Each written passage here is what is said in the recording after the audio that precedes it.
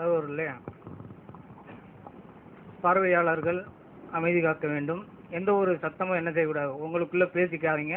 அதே நேரத்தில் விவாதம் புரியக்கூடியவர்கள் அந்த எடுத்து வைத்த கருத்துக்கு மாத்திரம் பதில் சொல்லுங்க. தனிப்பட்ட நபர் அவர் பிசாசை போன்று குழப்புகிறார் என்று அந்த நபரை பார்த்து தாக்கி பேச வேண்டாம். இந்த தரப்பிலிருந்தும் பேச வேண்டாம். தற்போது முஸ்லீம்கள் தரப்பில் தங்களுடைய வாதத்தை ஆரம்பித்தார். அஸ்ஸலாமு அலைக்கும் வரஹ்மத்துல்லாஹி வரகாத்து. ஏக இறைவனின் சாந்தியும் சமாதானமும் அவனுடைய கருணையும் அவனுடைய அருள் வளங்கள் அனைத்தும் நம் அனைவரின் மீது உண்டாவதாக. அவுது பில்லாஹி மினஷ் ஷைத்தானி ரஜீம். இறைவா, உன்னால் விரட்டப்பட்ட ஷைத்தானின் தீங்குகளிலிருந்து உன்னிடம் பாதுகாவல் தேடுகிறேன். பிஸ்மில்லாஹிர் ரஹ்மானிர் ரஹீம். அளவற்ற அருளாளனும் நிகரற்ற அன்புடனுமாகிய அல்லாஹ்வின் திருப்பெயரால் என்னுடைய இந்த பேச்சை துவங்குகின்றேன். அஷ்ஹது அன் லா இலாஹ இல்லல்லாஹ் வ அஷ்ஹது அன்ன முஹம்மதன் அப்துஹு வ ரசூலுஹு. வணக்கத்துக்குரியவன் அல்லாஹ் ஒருவனை தவிர வேறு எவரும் இல்லை. முகமது நபி ஸல்லல்லாஹு அலைஹி வஸல்லம் அவர்கள் அல்லாஹ்வுடைய அடிமை என்றும் அவனுடைய தூதர் என்றும் நான் சாட்சி கூறுகின்றேன். அஷ்ஹது அன் லா இலாஹ இல்லல்லாஹ் வ அஷ்ஹது அன்ன ஈசா அப்துஹு வ ரசூலுஹு. வணக்கத்துக்குரியவன் அல்லாஹ் ஒருவனை தவிர வேறு எவரும் இல்லை. இயேசு கிறிஸ்து அவர்கள் அல்லாஹ்வுடைய அடிமை என்றும் அவனுடைய தூதர் என்றும் நான் சாட்சி கூறுகின்றேன். அல்ஹம்துலில்லாஹி ரப்பில் ஆலமீன். வானங்கள், பூமி, சூரியன், சந்திரன், அண்டசராசரங்கள், நட்சத்திரங்கள், பூமியில் உள்ள சகல ஜீவராசிகள் அனைத்தையும் படைத்து வளர்த்து பரிபாலித்து வரும் ஏக இறைவனாகிய அல்லாஹ்வுக்கே புகழ் அனைத்தும். அளவற்ற அருளாளன், நிகரற்ற அன்புடையவன், யாவற்றையும் மிகைத்தவன், ஞானமுள்ளவன், மிக்க மன்னிப்பவன், கிருபையுள்ளவன், சாந்தி அளிப்பவன், உணவளிப்பவன், ஆட்சிக்கு அதிபதி, ஆட்சியை கொடுப்பவன், ஆட்சியை பறிப்பவன், மகா பொறுமையாளன், அடக்கி ஆள்பவன், ஏகன், உயிர் கொடுப்பவன், உருவமளிப்பவன், உணவளிப்பவன், மரணிக்க செய்பவன், மீண்டும் உயிர் கொடுத்து எழுப்பவன், தீர்ப்பு நாளின் அதிபதி, இப்படி பெருமைகள் அனைத்துக்கும் சொந்தக்காரனான ஏக இறைவனாகிய அல்லாஹ்வை போற்றி புகழ்ந்து துதித்து இன்றைய தலைப்புக்குள், அது இயேசு கடவுளா என்ற தலைப்புக்கு நான் சொல்லுகிறேன். இறைவன் யார் என்று பைபிள்ல சொல்லப்பட்டிருக்கு. 1 தீமோத்தேயு 6வது அதிகாரம் 16வது வசனம். ஒருவராய் சாவாமை உள்ளவரும் சேரக்கூடாத ஒளியில் வாசம் பண்ணுகிறவரும் மனுஷரில் ஒருவரும் கண்டிராதவரும் காணக்கூடாதவருமாய் இருக்கிறவர். இறைவன் ஒருவன் தான். ஒருவராய் 3 பேர் கிடையாது, 10 பேர் கிடையாது, 30 முக்கோடி தேவர்கள் கிடையாது. இறைவன் ஒருவன் தான். ஒருவராய் சாவாமை உள்ளவரும், யாருக்கு மரணம் இல்லையோ அவன் தான் இறைவன். ஒருவராய் சாவாமை உள்ளவரும், மரணம் இல்லாதவன் இறைவன். செத்து போய் 3 நாள் கழிச்சு உயிர் தெழுற மனிதன் இறைவன் கிடையாது. யாருக்கு மரணம் இல்லையோ அவனே இறைவன். சாவாமை உள்ளவரும் சேரக்கூடாத ஒளியில் வாசம் பண்ணுகிறவன். இறைவன் ஒளி பொருந்தியவன். எல்லா வேதங்களும் சொல்லுது. இந்துக்கள் வேதம் சொல்லுது, பைபிள் சொல்லுது, குரான் சொல்லுது. குரான்ல அதுக்கு தனி அத்தியாயமே இருக்கு. அதுல மாட்டு கருத்து இல்லை. ஒருவராய் சாவாமை உள்ளவரும் சேரக்கூடாத ஒளியில் வாசம் பண்ணுகிறவரும் மனுஷரில் ஒருவரும் கண்டிராதவரும். எந்த மனுஷரும் தேவனை பார்த்தது இல்லை. மனுஷரில் ஒருவரும் கண்டிராதவரும். இயேசு கிறிஸ்து இந்த உலகத்துல ஈசா அலைஹிஸ்ஸலாத்து வஸ்ஸலாம், இயேசு கிறிஸ்து அவர்கள் மீது இறைவனுடைய சாந்தியும் சமாதானம் உண்டாதாக. ஜீசஸ் கிரைஸ்ட் இந்த உலகத்துல வாழ்ந்த காலத்துல அவங்களுடைய தாயார் மரியம் அலைஹிஸ்ஸலாம் அவங்க கண்ணால பார்த்திருக்காங்க. அவங்களுடைய 12 சீடர்களும் பார்த்திருக்காங்க, யூதர்கள் பார்த்திருக்காங்க. அந்த கானானிய ஸ்திரீ, பிலாத்து மன்னன் எல்லாரும் கண்ணார கண்டு அவங்கள்ட்ட பேசியிருக்கிறாங்க. அப்ப மனுஷரில் ஒருவரும் கண்டிராதவன் தான் இறைவன் சொன்னால் இயேசு கிறிஸ்து எப்படி இறைவனா இருக்க முடியும்? மனுஷரில் ஒருவரும் கண்டிராதவரும் காணக்கூடாதவருமா இருக்கிறவர், காண முடியாதவருமா இருக்கிறவர் இறைவன். யாராவது இறைவனை பார்த்தேன்னு சொன்னா நம்ம நம்புவோமா? யாருமே நம்ப மாட்டோம். ஆக இறைவனுக்கு இலக்கணமாக பைபிள் சொல்றது 1 தீமோத்தேயு 6வது அதிகாரம் 16வது வசனத்துல, ஒருவராய் சாவாமை உள்ளவரும் சேரக்கூடாத ஒளியில் வாசம் பண்ணுகிறவரும் மனுஷரில் ஒருவரும் கண்டிராதவரும் காணக்கூடாதவருமாய் இருக்கிறவர், காண முடியாதவருமாய் இருக்கிறவர், அவருக்கே கனமும் நித்திய வல்லமை உண்டாயிருப்பதாக. ஆமென். இது பைபிள் சொல்லுது. அதன்படி பார்த்தால் ஜீசஸ் கிரைஸ்ட் கடவுள் கிடையாது. அவன் அல்லாஹ்வுடைய கண்ணியமிக்க தூதர். இன்மையிலும் மறுமையிலும் கண்ணியமிக்க அல்லாஹ்வின் தூதர். ஜீசஸ் கிரைஸ்ட் யோவான் 17வது அதிகாரம் 3வது வசனத்தை சொல்றாங்க. அதாவது என்ன நிலைமையில சொல்றாங்கன்னா, இவைகளை சொன்ன பின்பு இயேசு தன் கண்களை வானத்துக்கு ஏறெடுத்து ஒன்றான மெய் தேவனாகிய உம்மையும் நீர் அனுப்பினவராகிய இயேசு கிறிஸ்துவையும் அறிவதே நித்திய ஜீவன். ஒன்றான மெய் தேவனாகிய உம்மையும் நீர் அனுப்பினவராகிய இயேசு கிறிஸ்துவையும் அறிவதே நித்திய ஜீவன். இதை நாங்கள் அரபி மொழியில் எப்படி சொல்லுவோம்னு சொன்னா, லா இலாஹ இல்லல்லாஹ் ஈசா ரசூலுல்லாஹ். வணக்கத்துக்குரிய அல்லாஹ் ஒருவனை தவிர வேறு எவரும் இல்லை. இயேசு கிறிஸ்து அவர்கள் அல்லாஹ்வின் தூதர் என்று நான் சாட்சி கூறுகிறேன் அப்படின்னு சொன்னா, அவர் அந்த நபர், அவர் யூதரோ கிறிஸ்தவரோ அல்ல, அவர் ஒரு முஸ்லீம். முஸ்லீம் என்றால் கட்டுப்பட்டவன், இறைவனுக்கு கட்டுப்பட்டது, கீழ்ப்படிந்தவன். அது ஒன்றான மெய் தேவனாகிய உண்மையும் நீர் அனுப்பினவராக, தேவனால் அனுப்பப்பட்டவர். அனுப்பப்பட்டவர் அனுப்பியவரிலும் பெரியவர் இல்லை. அனுப்பினவர் தான் பெரியவர், அனுப்பப்பட்டவர் பெரியவர் அல்ல. ஜீசஸ் கிரைஸ்ட் பல இடத்துல சொல்றாங்க, அனுப்பப்பட்ட இயேசு கிறிஸ்துவாகிய நான் அனுப்பிய பிதாவாகிய தேவனை விட பெரியவன் அல்ல. பிதாவாகிய தேவன் தான் அல்லாஹ். அறிவியல் அல்லான்னு சொல்றோம், தமிழ்ல இறைவன், கடவுள், ஆண்டவன் சொல்றோம், தெலுங்குல தேவுடு, கன்னடத்துல தேவுடு அல்லது சுவாமி, மலையாளத்துல தெய்வம், ஹிந்தியில பகவான், இங்கிலீஷ்ல காட், ஜிஓடி காட். ஐயா சொன்ன மாதிரி ஜிக்கு ஜெனரேட்டர், ஓனா ஆபரேட்டர், டீனா டெஸ்ட்ராயர், படைத்து இயக்கி அழிப்பவன், 3 வேலையும் செய்வோம் இறைவன். அதை ஜிஓடி காட். அதுக்கு இந்துக்கள் வேற அர்த்தம் சொல்றாங்கன்னு சொன்னீங்க, இந்த அர்த்தம் சொல்லப்படுது. அதே மாதிரி அரேபிய மொழியில ஹிந்தியில பகவான், அரேபிய மொழியில அல்லாஹ். அரபியிலையும் பைபிள் இருக்கு, அரேபிய மொழியிலையும் பைபிள் இருக்கு. எங்கெங்கெல்லாம் பைபிள்ல தேவன்ற வார்த்தை வருதோ அங்கெங்கெல்லாம் அல்லான்னு தான் இருக்கும். அரபி வார்த்தையே தேவனுக்கு, அரபி வார்த்தை அல்லாஹ். ஆக ஒன்றான மெய் தேவனாகிய உண்மையும் நீர் அனுப்பினவராகிய இயேசு கிறிஸ்துவை அறிவுரை நித்திய ஜீவன். தேவனால் அனுப்பப்பட்டவர் ஜீசஸ் கிரைஸ்ட். ஒன்றான மெய் தேவன், ஒரே இறைவனாகிய உண்மையான இறைவனாகிய உண்மையும் உம்மால் அனுப்பப்பட்டவராக இயேசு கிறிஸ்து, தூதராக அனுப்பப்பட்டவரை என்னை தூதர்னு நம்ம ஏற்றுக்கொள்ளணும். ஒன்றான மெய் தேவனாகிய உண்மை அல்லாஹ்வை ஒரே இறைவன் ஏற்றுக்கணும். அப்படி செஞ்சா அவன் வந்து சொர்க்கவாசி, அறிவுரை நித்திய ஜீவன், அவன் சொர்க்கவாசி என்று சொல்லப்பட்டிருக்கு. ஆக இயேசு கடவுள் கிடையாது.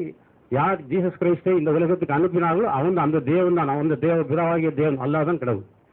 மத்தேயு 7வது அதிகாரம் 21, 22, 23 ஜீசஸ் கிரைஸ்ட் சொல்றாங்க, பரலோகத்தில் இருக்கிற என் பிதாவின் சித்தத்தின்படி செய்கிறவனே பரலோக ராஜ்யத்தில் பிரவேசிப்பானே அல்லாமல் என்னை நோக்கி கர்த்தாவே கர்த்தாவே என்று சொல்லுவன் அதில் பிரவேசிப்பதில்லை.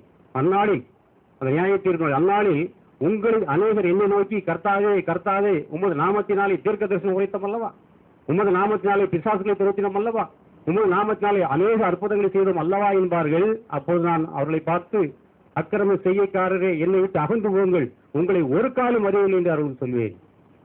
நீ யாருன்னு எனக்கு தெரியாமல் சொல்லிடுவேன். ஏன்னா பரலோகத்தில் இருக்கிற பிதாவின் சித்தத்தின்படி செய்யறதா சொர்க்கம் போகமே தவிர என்னை நோக்கி கடவுளே கடவுளே கர்த்தாவே கர்த்தாவே என்று சொல்கிறவன் அதில் பிரவேசிப்பதில்லை. ஆக இறைவன் அறியணும். இறைவனால் அனுப்பப்பட்ட தூதரான அல்லாஹ்வின் கண்ணியமிக்க தூதரான இயேசு கிறிஸ்து அல்லாஹ்வின் தூதர் என்று அறிய வேண்டும். அவன்தான் சொர்க்கம் செல்ல முடியும். அப்ப அந்த பரிசேயர், அந்த வேதபாரர்கள், அவங்க வந்து ஜீசஸ் கிரைஸ்ட் வந்து கேட்கிறாங்க. மார்க்ல 12ல 28ல இருந்து ஆரம்பிக்கும், 28 to 34. வேதபாரகரில் ஒருவன் அவர்கள் தர்க்கம் பண்ணுகிறதை கேட்டு அவர்களுக்கு நன்றாக உத்தரவு சொன்னார் என்று அறிந்து அவரிடத்தில் வந்து கற்பனைகளிலெல்லாம் பிரதான கற்பனை எது என்று கேட்டார். இங்கிலீஷ் பைபிள்ல கமாண்ட்மெண்ட் போட்டிருக்கு, தமிழ் பைபிள்ல தான் கற்பனைன்னு போட்டிருக்கு. கமாண்ட்மெண்ட்னா கட்டளை, தேவனுடைய கட்டளையில் முதல் கட்டளை எது அப்படின்னு அந்த கேட்கிறார், அந்த வேதபாரகர் கேட்கிறார். அதுக்கு ஜீசஸ் கிரைஸ்ட் சொல்றாங்க, கற்பனைகளில் பிரதான கற்பனை எது என்றால், இஸ்ரவேலே கேள், நம்முடைய தேவனாகிய கர்த்தர் ஒருவரே கர்த்தர். ஜீசஸ் கிரைஸ்ட் தன்னையும் சேர்த்துக்கிறாங்க. உங்களுடைய தேவனாகிய நான் தான் கர்த்தர் சொல்லல, நம்முடைய தன்னையும் சேர்த்து சொல்றாங்க. நம்முடைய நான் சொன்னா என்னையும் சேர்த்து அர்த்தம். நம்முடைய தேவனாகிய கர்த்தர் ஒருவரே கர்த்தர், அவரை முழு இருதயத்தோடும் முழு பலத்தோடும் முழு மனதோடும் அன்பு பூர்வாக என்பது பிரதான கட்டளை. அது இறைவனுடைய கட்டளை. அது இறைவன் ஒருவன், அந்த இறைவனை நம்முடைய தேவனாகிய கர்த்தர் ஒருவரே கர்த்தர், அவரை முழு இருதயத்தோடும் முழு ஆத்மாவோடும் முழு பலத்தோடும் முழு மனதோடும் அன்பு கூர்வாயாக, அன்பு கூறாயில் அவரை தொழுது கொள்வாயாக என்றதான் சரியான விஷயம். அன்பு கூறாக என்பது பிரதான கற்பனை. ஆக வந்து நம்முடைய தேவனாகிய கர்த்தர் அப்படின்னு சொல்லி ஜீசஸ் கிரைஸ்ட் சொன்னனாலே அப்ப தன்னையும் சேர்த்தான் சொன்னாங்க. இயேசு கிறிஸ்துக்கும் தேவன் அல்லாஹ், அது பிதாவாகிய தேவன் இறைவன்.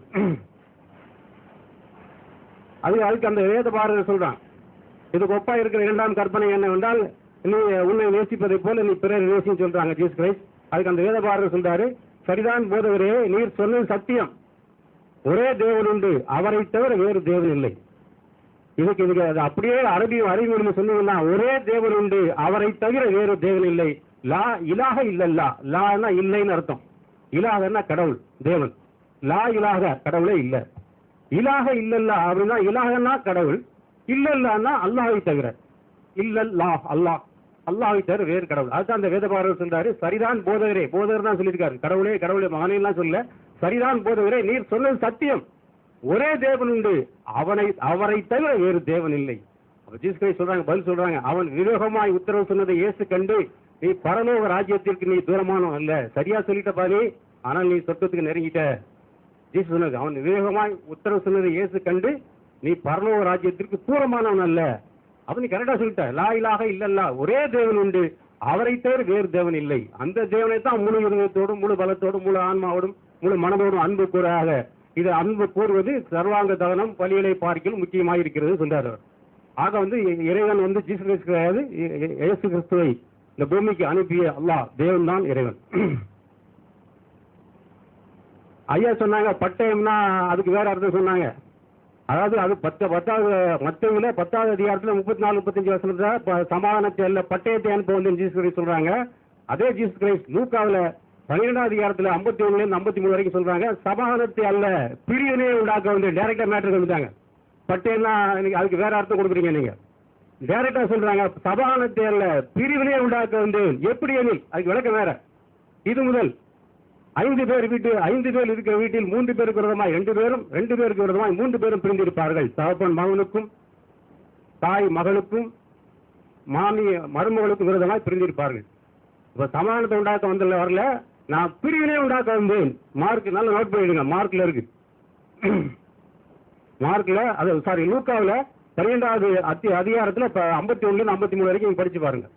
அப்ப மத்தேயுல 23வது அதிகாரத்துல 9வது வசனம், இந்த பூமியிலே ஒருவரை நீங்கள் பிதா என்று சொல்லாதீர்கள், பரலோகத்தில் இருக்கிற ஒருவரே உங்களுக்கு பிதாவா இருக்கிறார். அப்ப அந்த சொல்லும் போது ஜீசஸ் கிரைஸ்ட் பூமியில இருந்தாங்களா வானத்துல இருந்தாங்களா? பூமியில இருந்து பூமியில உள்ள மக்களை பார்த்து சொன்னாங்க இந்த பூமியில ஒருவரை நீங்கள் பிதா என்று சொல்லாதீர்கள், பரலோகத்தில் இருக்கிற ஒருவரே உங்களுக்கு பிதாவா இருக்கிறார். அந்த மகனே மரியாள் அவன் ஜீசஸ் கிரைஸ்ட் இறந்து சிலுவையில் அறையப்பட்டு கொல்லப்பட்டு நான் கேள்விப்பட்டு அவங்களுடைய டெட் பாடியை வாங்கிட்டு போறதுக்காக வர்றாங்க. இந்த கல்லறை தோட்டத்துக்கு வரும்போது அப்ப ஜீசஸ் கிரைஸ்ட் பார்த்து கேட்கிறாங்க, ஸ்திரியே ஏன் அழுகிறாய், யாரை தெரியும்? அவங்க தோட்டக்காரர் மாதிரி ஒரு மாறு வேஷத்துல இருக்கிறாங்க. அதனால அந்த பெண் மகதலேனா மரியாளால ஜீசஸ் கிறிஸ்து அடையாளம் கண்டுக்க முடியல. அப்ப அவங்க கேட்கறாங்க, ஸ்திரியே ஏன் அழுகிறாய், யாரை தேடுகிறாய்? ஐயா என் ஆண்டவர் எங்கு வைத்துள்ளீர்கள்? வைத்த இடம் தெரிந்ததுள்ளானால் என்னிடம் கூறுங்கள், நான் போய் அவரை எடுத்துக் கொள்வேன் என்றாள். டெட் பாடிய அது யோவான்ல 20வது அதிகாரத்துல 15 16 17 வருஷங்கள் படிச்சு பாத்தீங்கன்னா தெரியும். யோவான்ல 20வது அதிகாரத்துல 15 16 17 வருஷங்கள்ல நீங்க படிச்சு பாத்தீங்கன்னா தெரியும். ஐயா அவர் எங்கு வைத்துள்ளீர்கள்? அந்த வைத்த இடம் தெரிந்ததுள்ளானால் என்னிடம் கூறுங்கள், நான் போய் அவரை எடுத்துக் கொள்வேன் என்றாள். இயேசு அவளை பார்த்து மரியாளே என்றாள். அவள் திரும்பி பார்த்து ரபுனி என்றாள்.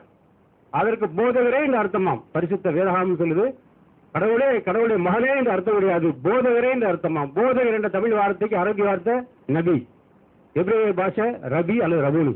ரபினாலும் ரபுனினாலும் நபினாலும் போதகர் அர்த்தம், டீச்சர். அவள் திரும்பி பார்த்து ரபூனி என்றால் அதற்கு போதகரே என்று அர்த்தமாம். இயேசு அவளை பார்த்து நீ என்னை தொடாதே, நான் இன்னும் என் பிதாவின் இடத்திற்கு ஏறி போகவில்லை, நீ போய் என் சகோதரத்திற்கு சென்று என்னுடைய பிதாவிடத்திற்கும் உங்களுடைய பிதாவிடத்திற்கும் என்னுடைய தேவனிடத்திற்கும் உங்களுடைய தேவனிடத்திற்கும் நான் ஏறி போகிறேன் என்று நீ போய் அவர்களுக்கு சொல்லு என்றார். இங்கிலீஷ் பைபிள் போட்டிருக்கு, Jesus said to her, do not cling me, I am not yet ascended to my father, go to my brethren and say to them, I am ascending to my father and your father and to my God and your God. நல்ல note பண்ணிடுங்க கிறிஸ்தவ சகோதர சகோதரிகள், my God and your God, என்னுடைய இறைவனும் உங்களுடைய இறைவனாக அல்லாஹ்ட்ட நான் போறேன் என்று என்னுடைய சகோதரர்கிட்ட போய் சொல்லு என்றார். யோவான் 12வது அதிகாரம் 49வது வசனம் 50வது வசனம் ஜீசஸ் சொல்றாங்க, இயேசு சொல்றாங்க, ஈசா அலைஹிஸ்ஸலாத்து வஸ்ஸலாம் அவங்க சொல்றாங்க, நான் சுயமாய் பேசவில்லை, நான் பேச வேண்டியது என்னதென்றும் நான் உபதேசிக்க வேண்டியது என்னதென்றும் என்னை அனுப்பின பிதாவே எனக்கு கட்டளையிட்டார். யார் கட்டளையிட்டார்? பிதா கட்டளையிட்டார். கட்டளையின்படி கேட்டு செயல்படுவது யாரு? Jesus Christ. நான் சுயமாய் பேசவில்லை, நான் பேச வேண்டியது என்னதென்றும் நான் உபதேசிக்க வேண்டியது என்னதென்றும் என்னை அனுப்பின பிதாவே எனக்கு கட்டளையிட்டார். அவருடைய கட்டளை நித்திய ஜீவனாக இருக்கின்ற ஆகையால் என் பிதா எனக்கு சொன்னபடியே நான் பேசுகிறேன் என்றார். ஜீசஸ் கிரைஸ்ட் சொந்தமா பேச முடியாது, ஏனென்றால் அவர் கடவுள் கிடையாது, கடவுளால் அனுப்பப்பட்ட கண்ணியமிக்க தூதர், இன்மையிலும் மறுமையிலும் கண்ணியமிக்க அல்லாஹ்வுடைய தூதர். அவங்க சொந்தமாக பேச முடியாது. அதுதான் சொல்லி காமிக்கிறாங்க, என்னை அனுப்பின பிதாவே எனக்கு கட்டளையிட்டார். கட்டளை இடுபவர் பெரியவரா, கட்டளையும் கேட்டு அதன்படி நடக்கிறவர் பெரியவரா? கட்டளை இடுபவர் இறைவனா, கட்டளையும் கேட்டு அதன்படி நடப்பவர் இறைவனா? இறைவனுடைய தூதர் ஜீசஸ் கிரைஸ்ட். தேவன் தான், யார் கட்டளையிடாதோ அவன் தான் இறைவன், அவன் தான் அல்லாஹ். அந்த பேதுரு அந்த காவலாளிய காதை அறுத்து விட்டுறாரு. அப்ப ஜீசஸ் கிரைஸ்ட் கோபம் வருது. என்ன சொல்றாங்க? பட்டயத்தை உரையில் போடு, பட்டயத்தை எடுத்தவன் பட்டயத்தினாலே சாவான் சொல்லிட்டு என்ன சொல்றாங்க? நான் என் பிதாவை வேண்டிக் கொண்டான். நான் என் பிதாவை வேண்டிக் கொண்டால் 12 லேகியானுக்கு அதிகமான தூதர்களை அனுப்ப மாட்டார் என்று நினைக்கிறாயா? அனுப்ப மாட்டாரா? பிதாவை வேண்டணும். ஒரு இறைவன் தன்னைத்தானே வேண்டிக் கொள்வானா? நீங்க சொன்ன மாதிரி இயேசு கிறிஸ்து கடவுளாக இருந்தால் அவரையே வேண்டணும் அவசியம் இருக்கு. நான் என் பிதாவை வேண்டிக் கொண்டால் 12 லேகியான், ஒரு லேகியான் 6000, 12 லேகியானுக்கு அதிகம் 6 12 72,000 வானவர்களை அனுப்ப மாட்டார் என்று நினைக்கிறாயா? அப்படி இல்லை. வேதத்தில் ஏற்கனவே எழுதியிருக்கிறது நடக்கும்படியா இப்படி நடக்குது. ஆனால் பட்டயத்தை உரையில் போடு அப்படின்னு கை வைக்கிறாங்க. அந்த காது ஓடி அல்ஹம்துலில்லாஹ். நமது கிறிஸ்தவ சகோதரர்கள் பேசுவாங்க. கர்த்தருடைய பரிசுத்த நாமத்துக்கு ஸ்தோத்திரம். 1 தீமோத்தேயு 6ஆம் அதிகாரம் 16ஆம் வசனத்தை அவர் சொன்னார். தாம் ஒருவராய் சாவாமை உள்ளவரும். இது தேவனை குறிக்கிறது. இயேசு செத்து போயிட்டாரு என்று அவர் சொல்லுகிறார். வெளிப்படுத்தல் 1:18 சொல்லுகிறது, மரித்தேன் ஆனாலும் சதா காலங்களிலும் உயிரோடு இருக்கிறேன். சதா காலம், வெள்ளிக்கிழமை, சனிக்கிழமை, ஞாயிற்றுக்கிழமை, அப்போ உயிரோடு இருக்கிறேன். நான் பைபிள்ல இருந்து தான் சொல்லிக் கொடுக்குறீங்க. நானும் பைபிள்ல இருந்து தான் சொல்லிட்டு இருக்கிறேன். சதா காலம் உயிரோடு இருக்கிற ஆண்டவர். சரீரம் தான் செத்து போச்சு. அவருடைய ஆவியும் ஆத்மாவும் உள்ளான மனுஷன் சாகவே இல்லை. அவர் சதா காலம் உயிரோடு இருக்கிறார். உயிரோடு இருக்கிற தேவன். ரோமர் 1ஆம் அதிகாரம் 5ஆம் வசனம் நாங்கள் சொன்னோம். அவர் மரணத்தை ஜெயித்து வந்தார் என்று நாம் சொன்னோம். பிலிப்பியர் 2ஆம் அதிகாரம் 6ஆம் வசனத்திலிருந்து வாசிங்கள். நம்முடைய சகோதரர் வாசிப்பார், என்னோடு இருக்கிறவர். வேற யாரும் வாசிக்க கூடாது. வேகமா. வெறுமையாக்கி அடிமையின் ரூபம் எடுத்து மனுஷனாய் வந்தார். இயேசு மனுஷனாத்தான் வந்தார் என்று நாங்கள் சொல்லுகிறோம். அவரு தேவனாய் இருந்தால் இப்படி இருக்குமா அப்படி இருக்குமான்னு கேள்வி கேட்டுட்டே உட்கார்ந்து இருக்கிறீங்க. நாங்கள் சொல்லுகிறோம் அவர் மனுஷனாய்த்தான் வந்தார். அப்புறம் காணப்பட்டு கீழ்ப்படிந்தார். மனுஷனா வந்தா கீழ்ப்படிஞ்சுதான் ஆகணும். அப்புறம் தம்மை தாமே தாழ்த்தினார். அடுத்த வசனம் தான் முக்கியமான வசனம். ஆதலால் தேவன் எல்லாவற்றுக்கும் மேலாக அவரை உயர்த்தி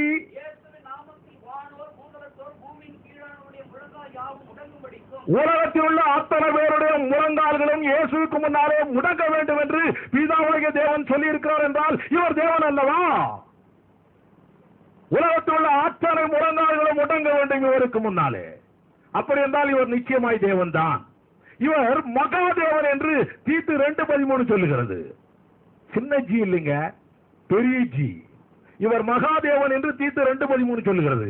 இவர் மெய்யான தேவன் என்று 1 யோவான் 5:20 சொல்லுகிறது. இவர் வல்லமையுள்ள தேவன் என்று ஏசாயா 9:6 சொன்னது என்று ஏற்கனவே சொன்னேன்.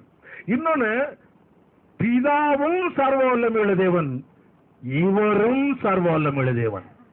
இன்னும் நீங்க ட்ரினிட்டி திருத்துவத்தை பத்தி எல்லாம் பேசணும் வரல. போங்க, அதை பத்தி பேச ஒரு நாளைக்கு வருவோம்.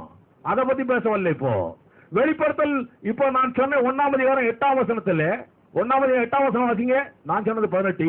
இப்போ வெளிப்படுத்தல் 1:8 சீக்கிரம். இருக்கிறவரும் இருந்தவரும்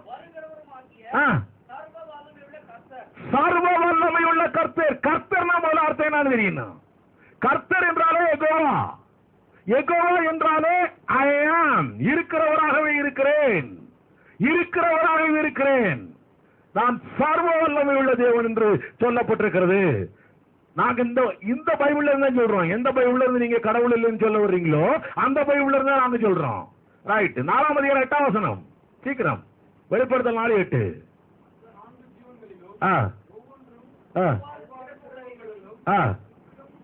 சீக்கிரம்.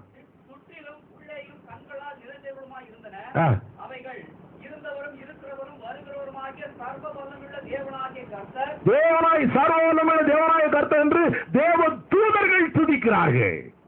அவர் சர்வ வல்லமையுள்ள தேவன். 11:17 வெளிப்படுத்தல் 11:17.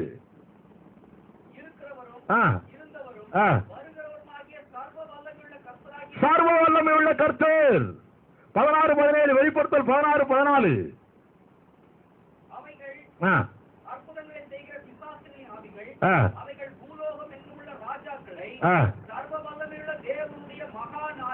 சர்வ வல்லமையுடைய தேவனுடைய மகாநாள், அர்மகதோன் யுத்தம், தஜ்ஜாலை ஒண்ணுமில்லமாக்க போற நாள், அந்திகிறிஸ்துவை அழிக்கிற நாள், மகாதேவன் என்று எழுதப்பட்டிருக்கிறது.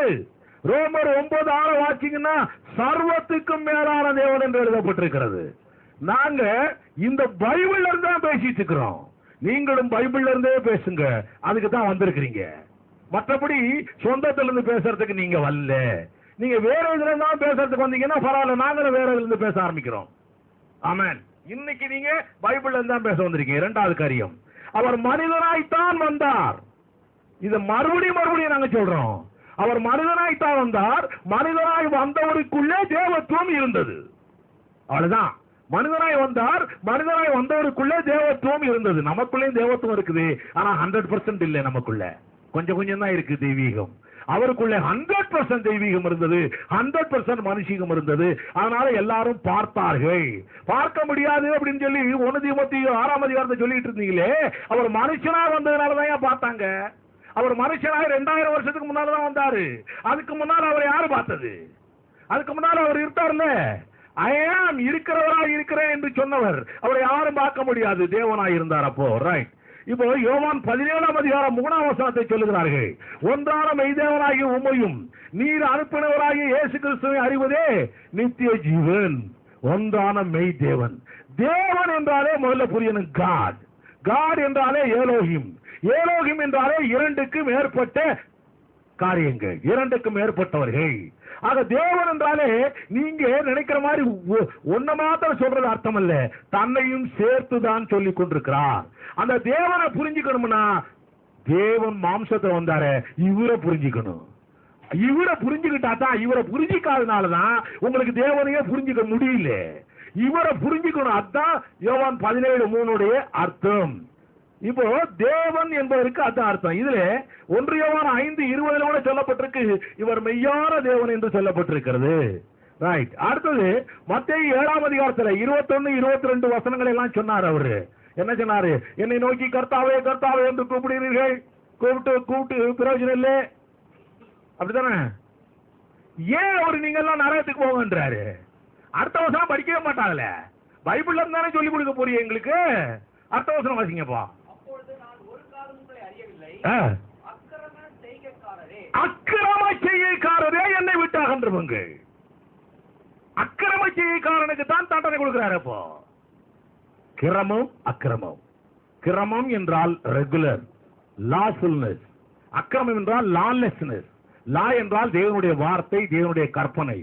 தேவனுடைய வார்த்தைக்கு விரோதமாய் நடக்கிறவர்கள் எல்லாரையும் பார்த்து, அவன் எவ்வளவு பெரிய ஆளா இருந்தாலும் சரி, அற்புதம் செஞ்சாலும் சரி, அடையாளம் செஞ்சாலும் சரி, தீர்க்கதரிசனம் பண்ணாலும் சரி, கர்த்தாவே கர்த்தாவேன்னு கூப்பிட்டாலும் சரி, என்ன பண்ணாலும் சரி, நீ வசனத்துக்கு விரோதமாய் நடந்தால் நரகம் தான் உனக்கு.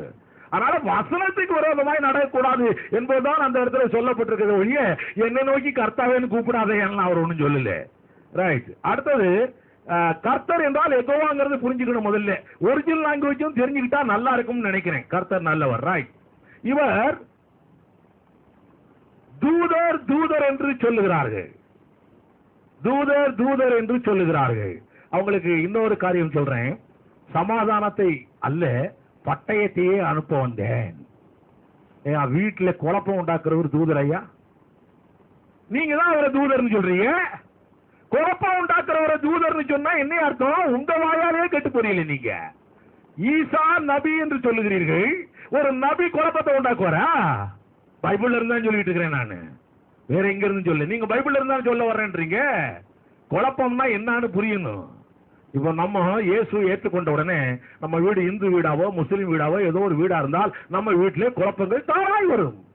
அதைத்தான் அவர் சொல்றாரு. மற்றபடி இவரு போய் குழப்பத்தை உண்டாக்கல, தானா வரும். மாமனார் மருமகனை திட்டுவான், மருமகள் மாமியார் திட்டுவாங்க. இப்படி ஒத்துக்கொள் சண்டை எப்படி இயேசு ஏற்றுக்கொள்ளலாம்?